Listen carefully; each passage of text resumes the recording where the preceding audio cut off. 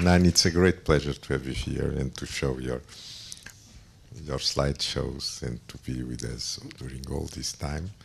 And I'm here as well with Marie-Laure Bernadac, that curated the film, and it was like by chance that we are both together here, and it's a pleasure. And I think I let them to talk and to talk with you about what you just saw and all the work that Nan is from so many years. Why she's such admired in the entire world. Thank you so much. It's such a pleasure to be here. It's not so easy for me right now, but because one of the major people in my life and work died 10 days ago, so I'm kind of keeping a low profile. You can find me late at night in the bars dancing if you want to see me. But anyway, thank you for coming and watching this piece. It's the most important piece to me, along with the Ballad of Sexual Dependency, my first piece. And I did it with Marie-Laure. It was an amazing experience because I had been invited by Patrice Chéreau to be part of an exhibition he was doing at the Louvre. And he was mixing pieces from the collection and some of my work. And I said to him that there was a combination I didn't like. And he said, well, Delacroix never complains. And I said, I hate to tell you, but I'm still alive. So that kind of broke the relationship a bit. And then I went to the Louvre by myself. And I was allowed to go on Tuesdays for about 8 months by myself with my friends who were working on the project with me. And there was no one. No guards, no school groups. Well, I guess there were guards. But we were running barefoot through the rooms. I had a ladder so that I could be on the same eye level as the people in the paintings. I was able to massage a David, unbeknownst to anyone.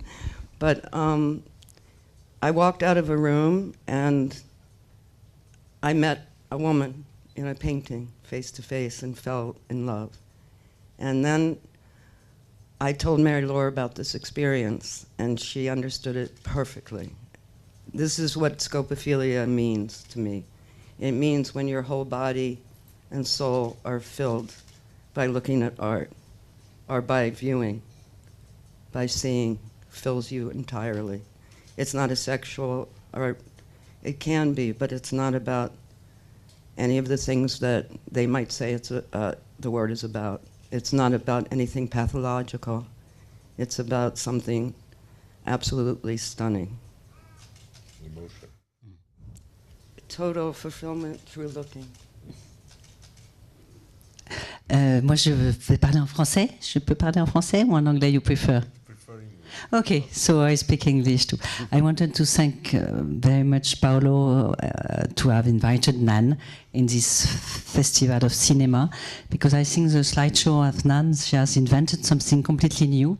She's new, as you know, as a photographer, as a very big artist, much more than a photographer. But what she did with the Ballad of Sexual Dependency that you are going to see later, and with this scopophilia, I think she has invented something mixing the images, the sound, the text, which is what we call this slideshow as very, very important.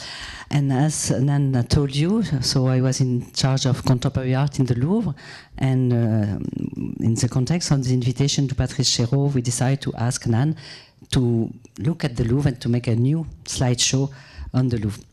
She explained you that scopophilia has a double meaning. It's le regard du désir et aussi le désir du regard. Donc there is something not sexual but erotism in this looking at work of art. And the emotion she had, what we call it also the syndrome de Stendhal. She has like the syndrome de Stendhal. It's real. When she was in the Louvre, she was suddenly completely bouleversée emotionally. And if you have seen the slideshow, you recognize a lot of the main theme of her work, Hermaphrodite, the Pygmalion, photo this relation between the true life and the life of art. And of course, eroticism, of course, a little death, but a lot of life, because there is the theme of the water, the theme of air, which are very important also in this work. And I thought it was an homage to art, to painting, and to life. Finally, this scopophilia, that art helps you a lot for life. And sometimes you don't know if the works of art are more living than the real characters and friends she made in photo. So there is always this tension between art and life, which is, I think, very important. And it was a pleasure to do that with Nan. Thank you again. Thank you. It was a kind of love at first sight for me about Mary Laure. I don't usually work well with people in a position, but I don't think we've ever had a fight. Never. It's amazing. And we've been to Thessalonica together. We've been in New York together. And we're working on a book version of Scopophilia together. For me, it's a lot about mythology. Oops. It's like that movie from Argentina. A lot of it's myths. Like I was reading Ovid's Metamorphoses while I was working on it. And also my Bible is Robert Bresson's on cinematography, which I always have with me. And the Pygmalion myth is kind of my version of my own life, is bringing people to life, like showing them how beautiful they are. So for me, I have a Pygmalion syndrome. So I met Pygmalion in many contexts while I was working on this. I fell in love with some of the people in the pictures, some of the girls, some of the hermaphrodites, some of the boys, and I would visit them every week, like visiting lovers and friends. And then the Narcissus mythology, the mythology about what's his name, the queen? Narcissus, after Narcissus, you're the one? And Athesa, the one who was Tiresias? Yeah. Tiresias. Who was turned into a man? Tiresias. I mean, turned from a man into a woman. And that really, the myths are so close to the experience of being human, I think. I find so much in them that relates to my life and the people, my relationships with people. Peut-être il y a des questions. Now I'd like you to participate in the debate with Nan, and if you can make a question. Julien, do you want to start? Because no. Speak. Too moved. I think they are still on. After see the movie like this, how you the feelings that we had when doing, there is a kind of difficult to put in words and to talk about this. I can never ask the only question I ever asked was a French filmmaker which hotel he photographed in. People enjoy it. Did you like it? That is one question there.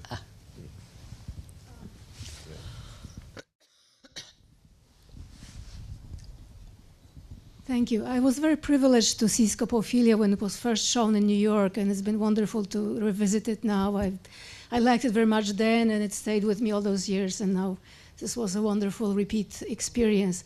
One question that already came to me then, and that I registered now again, is that in your experience with the Louvre, you turn almost exclusively to classical painting and sculpture.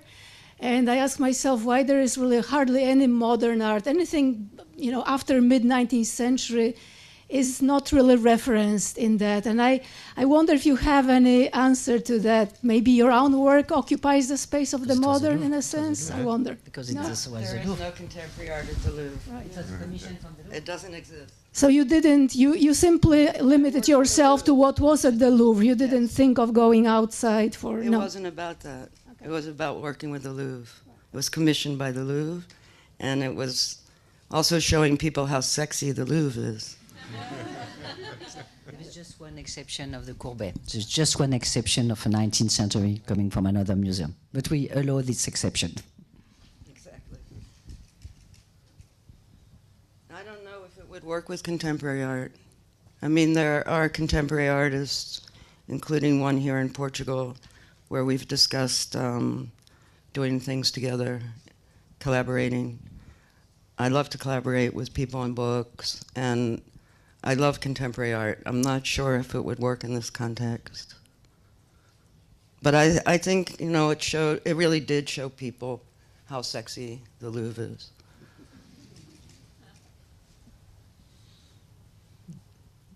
Any other question?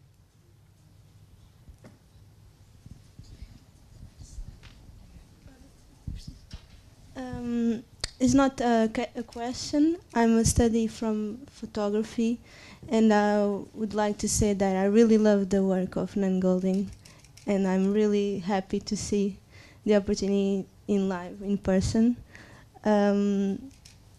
It's just that, and maybe I would love to ask what do you want to transmit with the light, like the shadows of the photography in the models? Do you understand? No, like What do I want to show you? to transmit. I don't Why? want to show anybody. I don't think about the audience when I'm making a work. Yes, maybe I don't. I make do it the right for my thing. friends. Mhm. I make it for myself.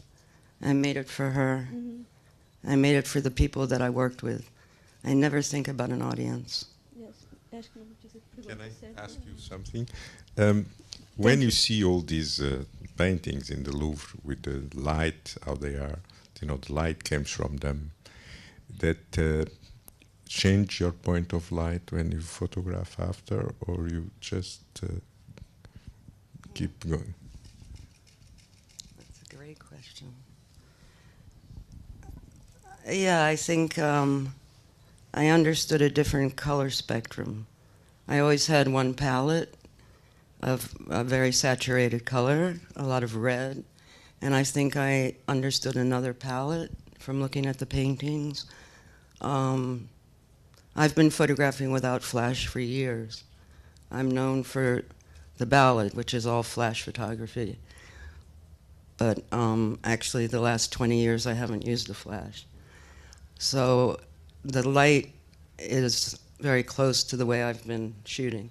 I haven't been photographing very much anymore. I'm drawing and making books again. And I don't like photography very much. I've always wanted to be a filmmaker since I was 15. And I talk about it all the time. And now I finally have some ideas.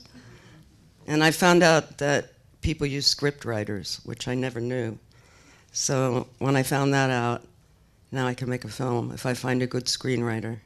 So if anybody knows anybody, tell them to meet me at the bar. Thank you. We'll find it. Nan, thank you very much for being here with us in this special moment for you. We love you very much. And whenever I went to the Louvre, I was always very angry because women artists were not represented. And after this, I will go to the Louvre with a different perspective, and thank you for that, because I will go more and more and see it with a different eyes. Thank you very much. That's wonderful. But some of them are women under Yeah. male names, Yeah, right? yeah. Excuse me, what to say? They might have been women. There are women who are painted under male names, such as, I can't remember. Five. But now you will Now be there's- there always. Thank you. Because the collection. Yeah. No. In fact, the Louvre has no contemporary and modern collection. So the idea was to invite contemporary artists to look at the Louvre. So when I was in the Louvre, because I was no more there, well, I've invited Mike Kelly, Christian Boltanski, that you are going to see, Alberola, a lot of very different artists to give their point of view, to make a work on the subject of the Louvre. So that was the idea, because after all the artists come again. But they do sometimes now a small exposition of their work as well, because Michael Barcelot made a small exposition there. A small exposition there. Showing contemporary art? No, just for invitation and for a short time. But have people seen the site Twombly ceiling? That's similar to the Michelangelo ceiling. It's a piece that will remain there. So, yeah. Any other questions, comments? How do you organize your ideas to make these photographs? How do you organize every one of your ideas to create this project? I don't have ideas when I'm photographing. It comes exactly from what is in front of me, from that moment in life, and that connection with a person. I don't set anything up. I've been saying that for 100 years, and it's still true. But the process of control is the editing, and that took months.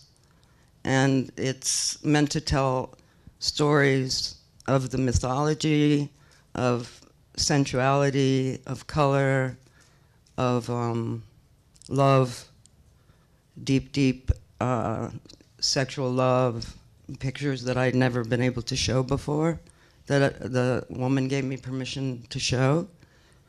And basically, a lot of the work in this had never been shown before. Somebody went into the back room of my studio on the Bowery and found boxes and boxes of photographs that I'd never even seen. So a lot of it was new to me. Most of it's kind of historical photographs of mine. Did that answer anything? Perhaps I can add something, because she explained that after all these images, there was a kind of small script with the main theme because we were obliged to have 25 minutes for the Louvre, but in fact there is 1,000 other photographs that Nan made, and when she presented this slideshow at Matthew's Mark and Thessaloniki and in Rome, she go on working on these images, and she present new confrontation and new diptych. And it's still a lot of work on all these images. So there was the first draft with that, but there is still a lot of other possibility of working on this subject. Yeah, I'm making big grids now with multiple images, almost like storyboards, I guess. And they deal with things like hair, water, veils, backs, and I keep making them. And each time, I had a beautiful show in Rome recently, and you can see them somewhere on the web. In the Louvre? I wish.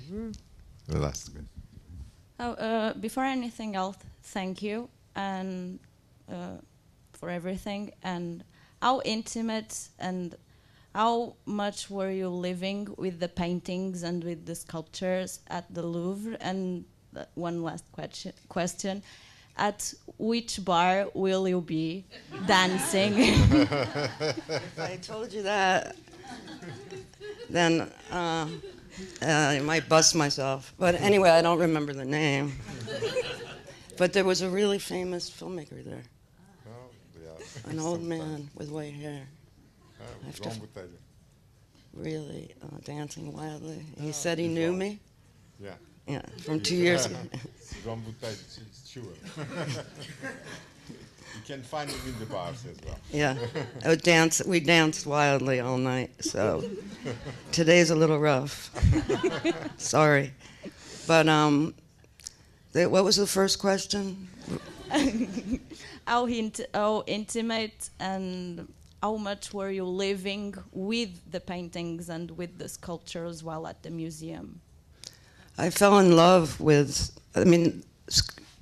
I photographed the ones that I had this scopophiliac attack, where I felt the entire fulfillment of my body and soul from looking at. And I fell in love with the people in them. And I would revisit them weekly, some of the same people, and photograph them from different angles. I had never really appreciated sculpture before, and I fell in love with sculpture also. So it was a very intimate experience. It was like photographing friends.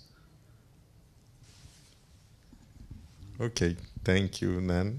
I think we'll go on pursuing this during the last days. And there's 2 more slideshows coming up. Yes. Now it's the third and Ballad of Sex and Independence will show again. When? Today?